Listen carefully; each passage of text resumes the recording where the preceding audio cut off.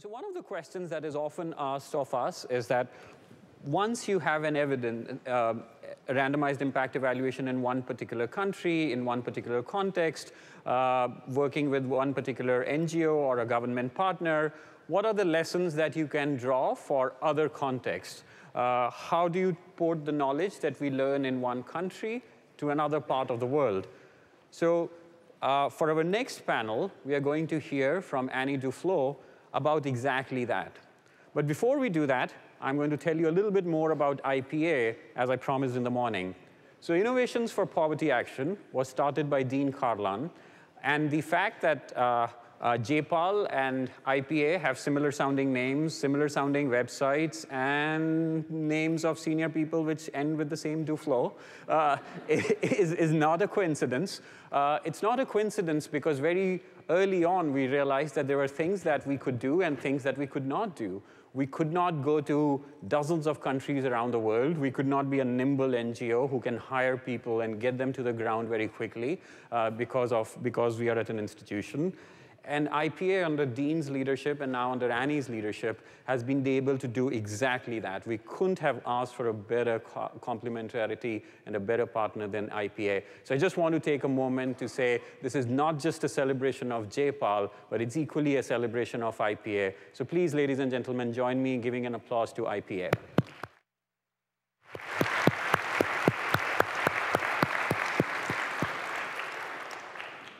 So the best introduction of Annie is that she can probably give Hillary Clinton a run for frequent flyer miles.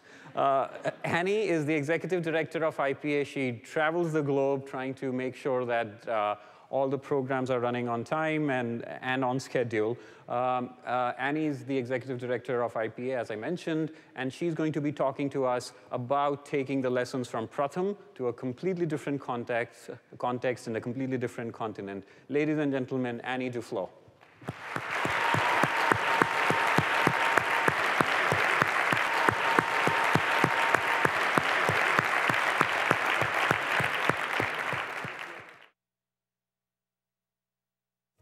Good morning, everyone.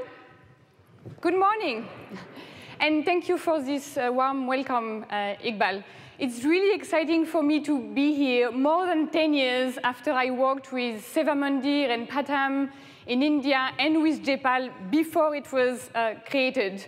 And 5 years after I started working with IPA that you heard about. We like to call ourselves a sister organization, but some people think it's funny. But we are one of JPAL's closest partner in crime, so it's very exciting to be here. So for the last 10 years, JPAL and its partners have been building a growing body of evidence on what works and what doesn't. Now people are asking, and you heard Jim Kim, how can we apply those learned lessons to different contexts? And how can we retain those impacts when implemented through large-scale programs, especially when run with governments? And that's one of the ways that IPA partners with JPAL. It's by promoting and studying the application of demonstrated ideas across contexts using our network of country offices. So I'm going to give you an example of this from India to Ghana that builds on and celebrates the partnership of JPAL with Pratham, with IPA, and more recently with the government of Ghana. So you know about the problem. A lot of kids now come to school, but they don't learn much in school. In Ghana, only 6% of grade 3 students could read this very simple text of grade 1 level. So on this graph, the red line shows you what students in grade 1, 2, and 3 scored on a test that we administered in 2010. And the blue line shows you what they should actually have scored according to the curriculum. So there is a large gap which is growing. And very often, this also implies a large gap between those kids who are following in class and those kids who are not. Indeed, teachers, because they have to complete a curriculum that was designed when only the elite kids came to school, have to leave a large fraction of kids behind in order to fulfill this curriculum. So JPAL and IPA researchers with their partners have evaluated several programs that aim to address this problem. So some programs worked and some did not. Michael earlier referred to the textbook evaluation. So providing additional textbooks, more of the same textbooks, did not improve learning levels in school, for example. Actually, it did, but only for the best students. And that makes sense, because a large fraction of kids can't even read alphabets. And that points to why Pratham's approach in India was so effective, because it understands this problem, and it assumes that every kid, if it is taught at its level, can learn the basic skills and catch up. And so the ways it do this is by recruiting community-based secondary school graduates to provide remedial education classes to those students in class who are low performing. So they do this either during school hours, so that was the Balsaki program you heard about, or in the communities or after school. Another evaluation in Kenya showed that reducing the class size by adding a teacher and splitting the class in two was only effective when the class was divided by initial achievement levels, which again confirmed that it is really critical to target instruction at the child's level. In other words, targeted instruction. So because those problems are very similar across the world, in particular in Africa, and because this approach was so effective, we decided to take these ideas to Ghana, where IPA has a large country office.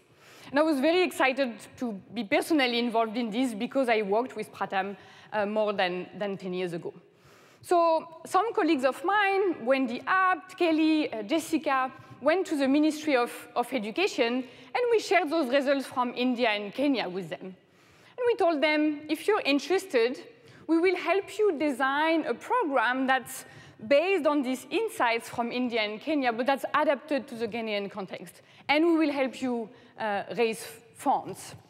So to make the case more convincing and to make the evidence more concrete, because sometimes it takes a while to really understand what it means, we organized a couple of exposure trips to India for Ghanaian government and teacher union officials to visit the Pratham program.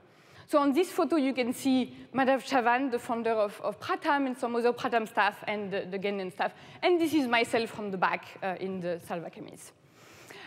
So because the goal was to transpose demonstrated ideas to a new context with a view to scale, there were 4 things that we had to keep in mind.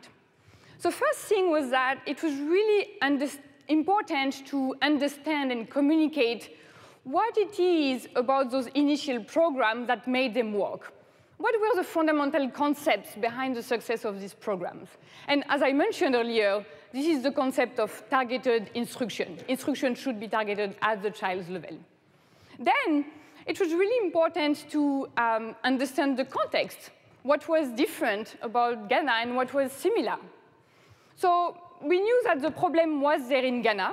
We also knew that there was some political willingness to address the problem. Now there were lots of differences. There is no Pratham-like NGO in Ghana.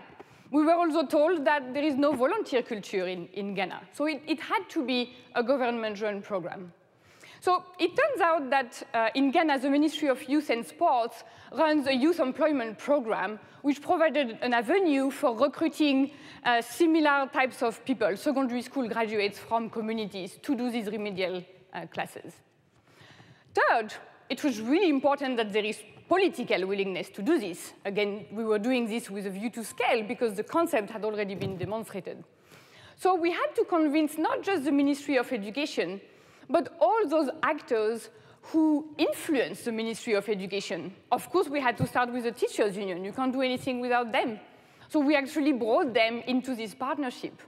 And we had to convince all the bilateral donors who contribute to Ghana's budget and therefore influence what they do a lot. So we spent a lot of time doing this kind of advocacy. And finally, with a view to scale, it had to be financially feasible. And that was another advantage of relying on this existing youth employment program, which was already providing stipends to this youth. So Once we had brought all of these stakeholders together, a steering committee was formed, including the key parties, the 2 ministries, IPA, the teacher union, and the founder, the Children Investment Foundation.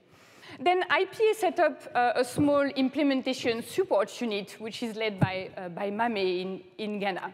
So this small implementation support unit helped the government design the program and then supported its implementation. So the steering committee had some questions. So, okay, these community assistants are going to run remedial classes for the low-performing students, but if they're doing during school hours, maybe it's going to harm the students because they will miss the main class. So maybe we could do it after school hours, but maybe the children won't come then. And then they thought, okay, is this targeted instruction component so important after all? Maybe it's really just about adding a teacher assistant. And they were also wondering, could our teachers do this targeted instruction thing on their own? Do we really need assistance? Because they thought that just relying on teachers would be more sustainable. So we said, great, we can test all those questions. So we set up a nationwide experiment with 500 schools where we tested 4 different variations. 2 variations involving targeted instruction using assistants during and after school hours. In 1 variation, assistants were added to school, but there was no remedial classes, no targeted instruction. And in the 4th variation, the targeted instruction was led by teachers, where teachers split their students by ability levels during the day for a few hours. So we now have some results which are really, really fresh. We find that this approach also worked in Ghana. All 4 interventions actually had some positive effects, but mostly the interventions involving targeted instruction using this community-based assistance. Test scores on literacy improved by 8 or 9%, or 0.14 standard deviations for those who are wondering about standard deviations. Now, these effects were hiding very large variations in impact across regions. So for example, in Upper West, the impacts are more than 3 times higher than the average impact. It turns out that Upper West is a very disadvantaged region and that the baseline levels were really, really low, much lower than the rest of the country. They almost catch up with this intervention. On the other hand, in Eastern region, in Greater Accra, no impacts at all, and then it varies across. So what's going on here? And so, not surprisingly, because this was a government-run program at scale, there are lots of implementation issues. In particular, there were huge issues with the attendance of assistants. They were often just not there. But this actually varied a lot from region to region, and it seems that the variation in impacts are somewhat related to the variations in implementation quality, which maybe isn't that surprising. So the 3 regions, the darkest regions with the highest impacts, also are the regions where the attendance of assistants was the highest. So the takeaway is that this is really a promising approach that could work, that can work in Ghana through the government system. Systemic implementation issues, very usual when running large-scale programs through governments, have dampened its impact, so we think that the potential is actually even higher if some of these issues were addressed. So what are the next steps? In February, we are going to have a nationwide summit to discuss the results with education stakeholders in Ghana and to devise a collective evidence-based action plan to address literacy and numeracy in Ghana based on those results. And our plan is to continue working with the government to help them scale and institutionalize this approach so that it's not just a separate project, but that it's really integrated into the system. At the same time, we will work with them to address some of the issues that were faced. So we'll work with them to experiment with ways to improve the attendance of assistants, experimenting with monitoring and incentive mechanism, for example. At the same time, some other ministries in other countries are interested in this approach, in Sierra Leone, in Kenya, so we'd like to work with them as well. So the goal and the hope is that, based on this evidence created by JPAL and IPA and with all these partners, in Ghana and in other countries, very soon, every child counts. This is the tagline of the Ghana program. Thank you very much.